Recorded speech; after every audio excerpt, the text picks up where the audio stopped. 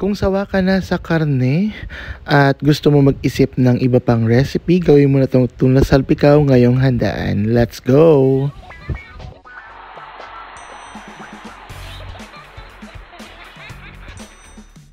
Yes, ma'am, sir, kain po tayo. Ito nga yung ating nanggigitata na ano.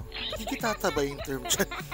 Na kawali. Lalagyan lang natin ng kaunting, papainitin lang natin at kaunting mantika. Ang una nga nating gagawin mga ma'am, sir, ay gagawa tayo ng ating pangtatoppings na toasted garlic. So, nag-mince na tayo kanina ng 2 bulb ng garlic, mga ma'am, sir.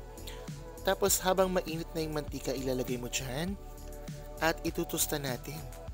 Halo-halo lang yan ng medyo matagal at babantayan mo kasi madaling masunog yung bawang. Kailangan medyo ini-stir mo siya palagi para hindi rin siya magdikit-dikit or maglump. Tapos, maging pantay ang kanyang pagkaka-toast kasi minsan may naiiwan na hindi tostado or meron naman iba over-toasted. Over-toasted. So, ayan. Halo-halo lang ng ganyan and then isa-set aside natin yan mga ma'am, sir. Hindi mo siya makikita masyadong brown pero may residual heat naman. So, maya-maya magpapantay-pantay yan at saka to-toast yan pag medyo nahanginan na. Tapos yung mantika niyan mga ma'am, sir, dadagdagan ko lang ng konting olive oil. At dyan nga natin isi-sear or iluluto yung ating cube na tuna. Ayan, yung laman yan. Actually, parang tira yan ng sashimi. Tapos, dyan natin siya i-sear from nahulog pa isa. Siyempre, preferably mas malaki yung ating pan na gagamitin. Pero dahil ito nga ay bigla ang luto, ayan, kailangan mo lang halu-haluin para magpantay-pantay din. Actually, mabilis lang maluto yan. Actually, kinakain nga ng hilaw yan, di ba? Pero ngayon, dahil medyo leftover natin yan, lulutuin lang natin siya para hindi sumakit ang ating tiyan. Naglagay nga rin po tayo mga ma'am sir ng oyster sauce at ng kaunting tubig para ma-thin out yung ating oyster sauce. So, halo-halo lang ulit yan. Midway yan. Hindi pa luto yung ibang part. Actually, hindi magandang masyadong ma-overcook yan dahil medyo mas matigas at parang mas malansa yung lasa pagka ganon. So, make sure lang na lahat ng bahagi or part ng ating tuna ay malagyan din at matimplahan ng sauce.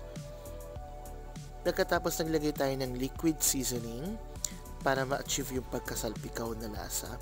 Simmer mo lang yung sauce hanggang sa medyo mag-thin out siya. Ang tawag ito, mag-reduce.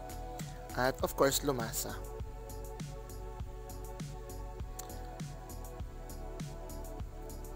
Halo-haloin mo rin from time to time mga ma'am sir para maganda ang kalabasan.